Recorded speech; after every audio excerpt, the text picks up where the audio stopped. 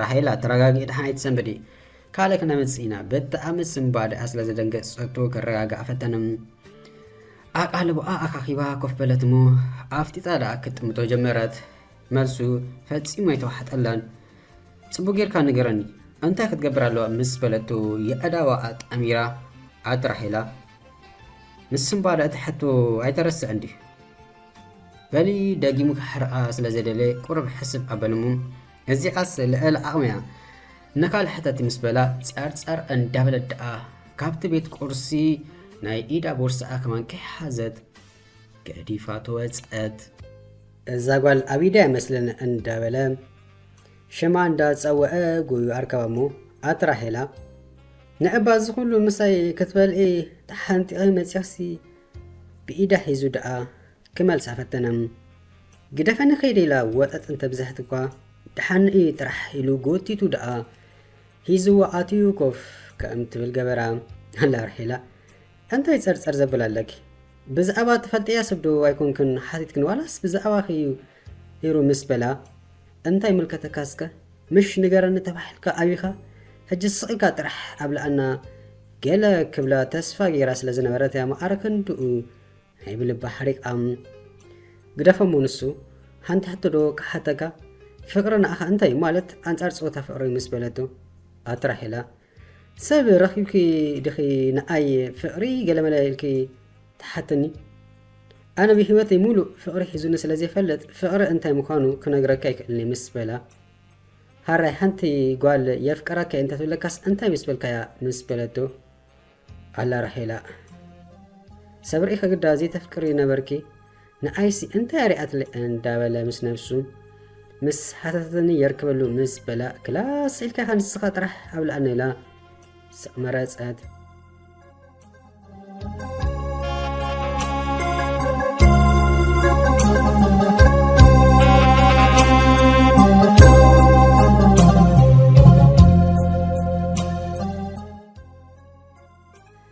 ራሄል ካብዳን ምስ ተፈለይት በቃ ትገብሮ ጣፊእዋ ፍቕራ ክውስኽ እምበር ክንከይ ተርኣይን ኣብ ገዛ ፈጺማ ቀሲና ኮፍ ክትብለይ ከኣለትን መደቀሲኣ ትኸይድ ሳሎን ካብ ሳሎን ናብ ክሽነ ካብ ክሽነ ናብ ካልእ ክፍሊ ኣበይ ከዘይበፅሐት ቡን እንዳሰተዩ ኣብ ጽቡቕ ቀላል ንዘለዉ ስድራ ዲግዲግ ክትብል ረብሻቶም እያ ሃዋ ግዳ እንታይ ኣትኸውን ዘላ ኢሉ ናብ ክፍላ ምስ ኣበለት ኩነታታ ከይዱ ምስ ሓተታ ዋላ ሓንቲ ኣይኮንኩን ኢላ ላፕቶባ ካብቲ ዓራት ኣልዒላ ናብ ኮመዲኖ መደቀሲ ከተቐምጣ ክትብል ካብ ኢዳ ክትወድቃ ስለ ዝደለየት ዳነይ ኢላ ደኣ ተማዊታ ዳሕነታ ሓዋ ንዝሰምዖ ነገር ምእማኑ ተጸገመ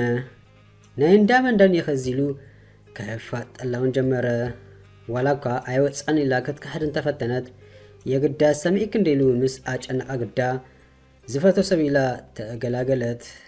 ትኾነ ግና ነፍአቲ ተማሕሪት ሃፍቱ ፈተወዶ ፍቕሪ ገለ ክትብል ዝወሓጠላ ኣይኮነን ብጌጋቡን ምስ ወዲ ደው ኢላ ርኢዋ ስለ ዘይፈለጥ ካብ መዓስ ጀመረቶ ነገር እንዳበለ ንኣ እንዳፍጠጠ ደኣ ምስ ነብሱ ይመራበር ነበረ ኣበይ ክትፈልጥየኸ ምስ በላ ወዲ ክፍላ ከም ዝኾነ ነገረቶ ርኢ ከለኺ ራሄል ብጌጋ ምስ ወዲ ትብልዮ ዘለኺ መማሓርቲ ይኹን ካልእ ኣይግድሸኒ ደው ኢልክ ምስ ዝርኤኪ ኣብዛ ገዛ ወይ ኣነ ወይ ንስኺ ክንሰፍራ ኢና ንሕና ትመሓር ኣለና ንብል እዚኣኻስ ፍቕሪ ክትፃወተለይ ነቲ ናይ መደቀሲኣ ክፍሊ ማዓጾ ብሓይሊ ደኣ ገም ኣቢሉ ኣፅዩ ጸርጸር እንዳበለ ኸደም ራሄላ ነብስኸ ዘይትቋፀር ሕጂ ጽቡቕ ዶ ገዛ ክፈሊጦ ወይ ኣነ ኣታ ኣብ ገለ ነገር እምበረኣቲ በቲ ዘይርዳእ ወዲ በዚ ድማ ፎ ዕድለይ ክንደይ ከፍዮ እንዳበለት ኣብ ምስቲ ምሳል ደኣ ተወት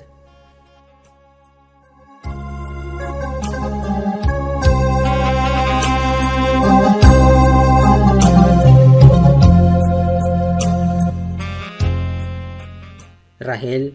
ናብ ትምህርቲ ሰዓት ኣኺልዋት ነበረት ኣብ ከባቢ ኣፍ ደገ ምስ በፅሐት ግና ናይ ጫማኣ ላቹ ተፈቲሑ ስለ ዝረገጸቶ ክትወድቕ ስለ ዝደለየት ሰንከልከል እንዳበለት መሬት እንቋዕ ብድሓን መጻኽ ኢሉ ቅድሚ ምቕባሉ ሃደዳ ሒዙ ኣብ ኣፍ ልቡ ኣጸጋኦም ነስክላ ድሒና እምበር ንሳ ሓነታ ነይራ ከመይ ሰንቢዳ ንሳ ጥራሕ ትፈልጦም ወዲ ካብ ሕቅፎ ኣውፅዩ ምስ ጠመታ ዓይኑ ካብ ገጻ ከኣላይ ከኣለን እዊ የቀኒል ዝሓወይላ ገዲፋቶ ክትከድ እንዳበለት ግና ኣቲ ጽብቕታ ፍጥረት ነዚ ዝኣመሰለ ገጸ ከተበላሽዮ መን ሞሽምኪ ምስ በላ ይቅሬታ ረፊድንሎ የቀኒል ራሄል በሃል ኢላቶ ደኣ ገዲፋቶ ጉያ ናብ ቤት ትምህርታ ወዲ ግና ክሳብ ካብ ቅድሚኡ ትስወር ተኣኒዳ ፈነዋ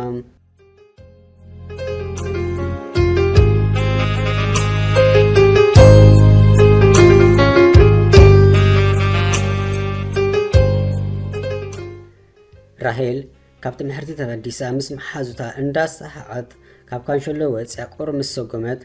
ራሄል ዝብል ድምፂ ስለ ሰምዐት ዳነ ክኾነላ እንዳተተስፎት መን ዳዓሊላ እንኮላይ ምስ መሓዙታ ንድሕሪት ቁልሕ ምስ በለት ሓድሽ ገጽ ኣይኮናን ግና ኣበይ ከም ትፈልጦ ክመፀላ ዘይከኣል ወዲ ተዓዘበት ኣርኪቡ ኢዱ ንሰላምታ እንዳሰደደ ሃይ ራሄላ ጋጊኽነ ድኺ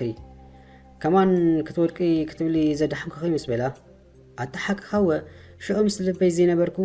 ጽቡቕ ጌረ ከማን ኣየመስልኩካ በጣዕሚ የቀነለ ምስ በለቶ ጸገም የብሉን ኣና ከዓ ሓንደበት በዚ እንዳሓለፍኩ ምስ ረኣኹ ሰላም ዘይብላ ኢለም ግዳ ሓቂ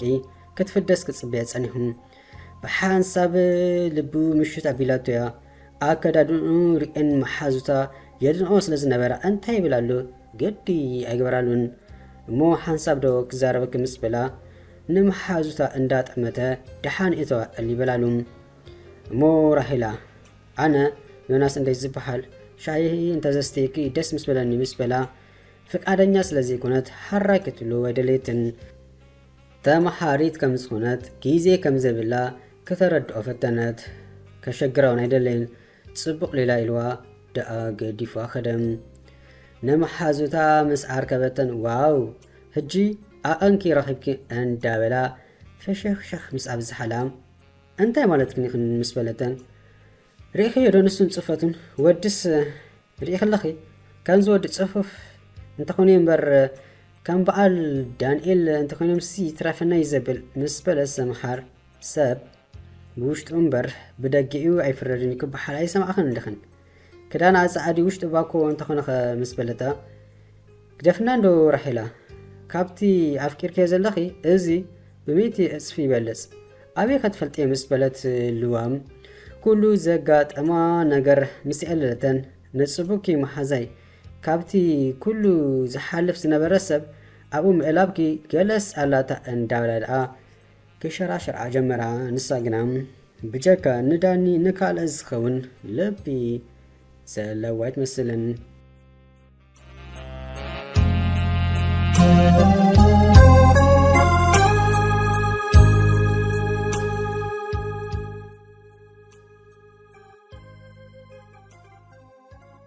ዮናስ ኣብ ፍዳ ሰተተ ጸቢዩ ቁሩብ ከፋና ጀመረ ዋላ እኳ ደሓን በዓሊክ ኸይደ እንተበለቱ የግዳስ ብቐሊሉ ከፋርጋ ስለዘይከኣለ መሓዝቶን ኮነ ኢለን ንኦ ምስ ረኣያ ምኽንያት ፈጢረን ስለዝእለያ ዘይክሳብ እንደ ኣውቶቡስ ፊርማተይ ስለዝበለት መውዳእትኡ ዘረባ ከያምልኦ ስቕ ክትብል ዝመረጸት ንሱ ይዛረብ ንሳ ትሰምዕ ኣውቶቡስ ምስ መጸት ቻው ኢላቶ ትኸይድ ንጽባሕ ከም ይገብር ሰሙ መመላእታ ምስ ኣብጽሓ ናይታ ዝቐጸለ ሰሙን መጀመርታ መዓልቲ ግና ዳኒ ምስ መማሓርቱ እንዳሰሓቐ ካንሸሎ ምስ ወፅአ ግና ንራሄል ምስ ዮናስ ጎኒ ጎኒ ክትከይድ ረኣዮም ሰሙን መመላእታ ዓፋኑ ኢላቶ ካልእ ጉዳይ ስለ ዝነበሮ ኣይተገደሰላ ነይሩ ምስ መንዳ ኣላ ትኸይድ ዘላ እንዳበለ ከሎ ኣታ ሓማም ሓማ ኣፍካ ከኣቶ ክደኖ ኢኻ ሰምሓርያ ጎኒ ጻቶ ምስ መሓዛ ኣልዋ ተሓልፍ ዘላ ኣቲ ከም ገለ ነእስከ ምስ መንዳ ኣላ ትኸይድ ዘላ መሓዛኸን ምስ በላ ይመልከተካ ምስ ድሌታ ትኸይድ ደሓር ከዓ መሓዛይ ገለ ዓይነት ወዲ ተቃጢዋላ ህርዳ ኣበል ኢላቶ ስምሓር ንመሓዛኣ ሒዛ ድኣ መንገዳ ገበረት ብዙሕ ከይተገደሰ ኣብ ዘምሰይ ኣምሲኡ ሰዓት 9 ፈርኣን ናይ ምሸት ገዝኣ ምስ በጽሐ ግዳ ሓንደበት መን እዩ ምስኣ ዝኸይ ዝነበረ ኢሉ ክሓስብ ጀመረ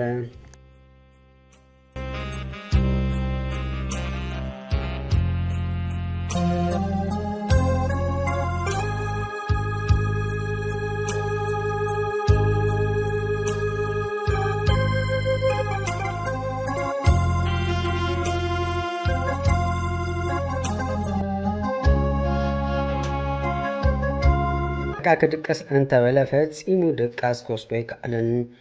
ኣብ ሂወቱ ንመጀመርታ ግዜ ጋሻ ስምዒት ተሰሚዑም እንታይ ዝኸውን ዘለኹ እንዳበለ ኣለበጠ። ኣብታ ጸባብ ገዝኡ ኮይኑ ካብ ዓራት ወሪዱ ናብዚ ናብተን ኣብዛሐ ኣዲኡ ሸፈፍ ሸፈፍ ናይ ሸበጥ ሰሚዓ ምስ ተበራበረት ብጣዕሚ ሰንቢዳ ደጋጊማ በስመ አብ እንዳበለት ድሕሪ ምእታብ ድሓን ምዃኑ ምስ ሓተተቱም ድሓን ከም ዝኾነ የግዳስ ድቃስ ከም ዝዓብዩ ነገራ ሰማይ ምድርን ይላገብ ንምንታይ ፈንጂ ዘይትኮስ ክድቅስ ኢሉ ኣብ ዓራት ክድይብ ድቃስ ክጠልሞ ሓንቲ ኣንሽኡ ኣይበራበርን እዩ ንወዳ ብኸመይ እያ ትፈልጦ ገለ ነገር ኮይኑ ከይኮን ብምስጋዕ ደኣ ተቐላጢፋ ካብ ዓራታ ብምውራድ ጸበል ሰስከ እንዳበለ ተቐበለቱም።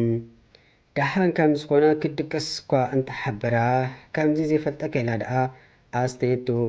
ነዲኡን ከጨንቓ ስለዘይደለየ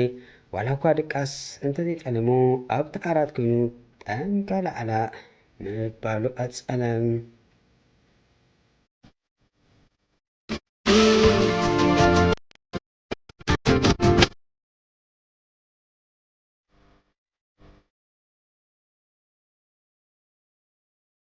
ንጽባሕቱ ምስ ራሄል ኣብ ኣፍ ደገ ካንሸሎ ቤት ትምህርቲ ተራኸቡ እንተኾነ ደፊሩ ክጥምቶ ኣይከኣለን። ልቡ ዲም ዲም ክትብል ተፈለጡ። እንታይ ዝኸውን ዘለኹ እንዳበለ ኸሎ ዳና ሓወይ ክትብል ኢዳ ንሰላምታ ሰደደትሉ እንዳረኣየ ኣወረ መንፈሱ ናብ ገላ ሓደመ። እንታይ ደኣ እንዳበለት ነታ ኣየር ተንጣጢላ ተሪፋ ዝነበረት ኢዳ ናቦ ተኣመለሰታ። ድሓን ምዃኑን ምስ ተወከሰቶ ግዳ ከመለሰላ ገዲፍዋ ኸደም እንታይ ኮይኑ እንዳበለት ተኣኒዳ ምስ ነፍሳ ኣብ ምርማር ከላ ሰምሓር መሓዝኣ ብድሕሪኣ መፅያ ራሒላ ሓፍተይከ እንዳበለት ኢዳ ናብ መንኮባ ሰዲዳ ሓቐፈቶም። ራሒል ግና ብዙሕ ኣይተገደሰትላን። ዓይና እውን ኣብ ልዕለቲ ንቕድሚት ዝኸይድ ዝነበረ ዳኒ ኣሊቡ ዘሎ ነዚ ዝተባሓለ ሰምሓር እንታይ ደኣ እትመሓዘይ ክትብል እያ ሓታታ። ስምዕኒ ዶ ሰምሓር ንዳኒ ገለ ነገር ከይተረድኣኒ በድለይ ደ ምስ በለታ እንታይ ኸሞ እንተበደልክዮ ሽናይ ዝወዲ ኸማን ኣይተለዕለ ምስ በለታ ሰላም እንዳበልኩ እዩ ረጊፅኒ ኸይዱ ገለስ ኣቕይሙ ኣለኹ እምበር ምስ በለት ኣተቲ ትማሊ ምስቲ ዮናስ ክትከዲ ከለኸ ርኢክሲ እንታይ ኢሉ ኸማን ሓቲት ነይሩ ምናልባት ብኸምኡ ክኸውን ይኽእል እዩ ምስ በለታ ራሒል ሓንደበት ሓጎስ ብሓጎስ ኮነት ብዘይልባ እውን ቀኒኡ ማለት ድዩ ምስ በለት ኣዊላ ኣትመሓዘይ ኣቄዶ ትጽልለኺ ንዕናይ ክዳሕለፍ ኢላ ደኣ ሂዛታ ናብ ክፍሎም ኣበለት።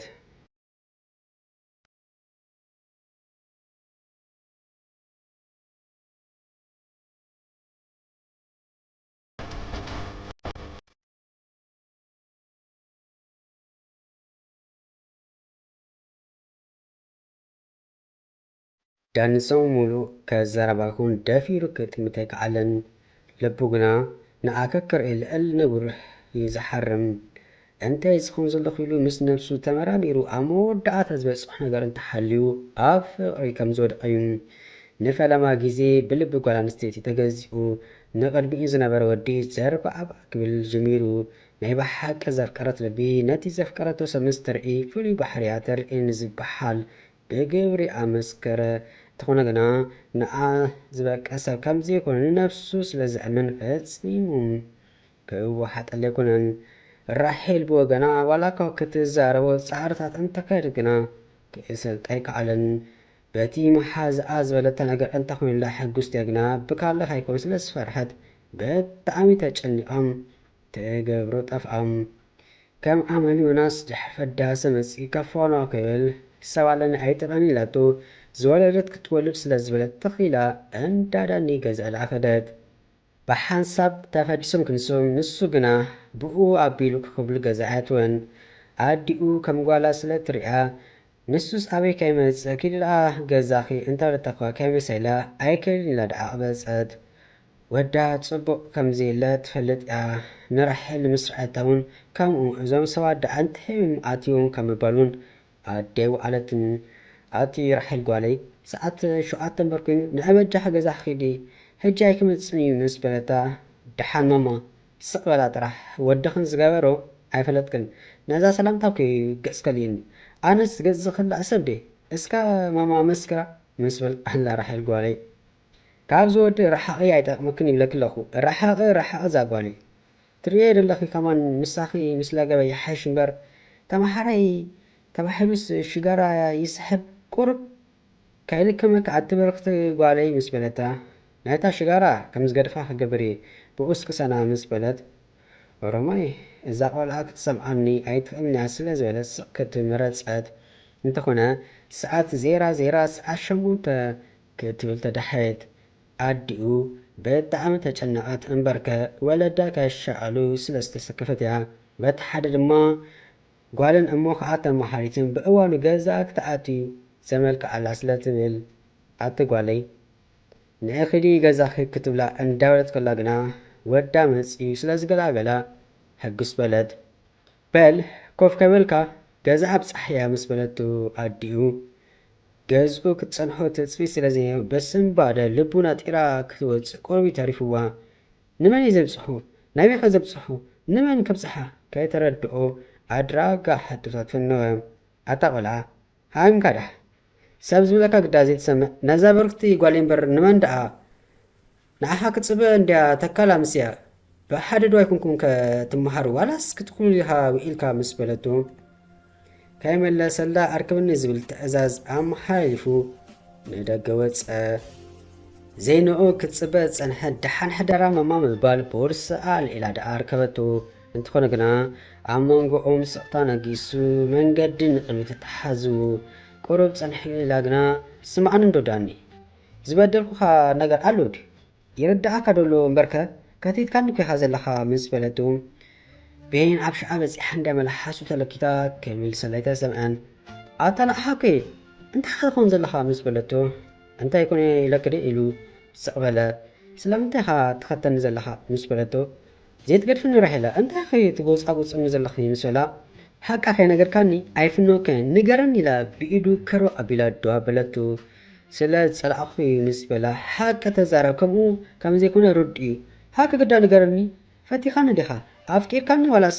ምስ ዮናስ ክኸይድ ስለ ዝረኣኻ ቃልዒኻ ምስ በለቶ ኣትጓል እስከ ግደፍኒ ካልአ ይኣኽለኒ ምስ በላ ካይ ነገርካኒ እሞ ኣይፍኖከን ኢላ መሊሳ ደኣ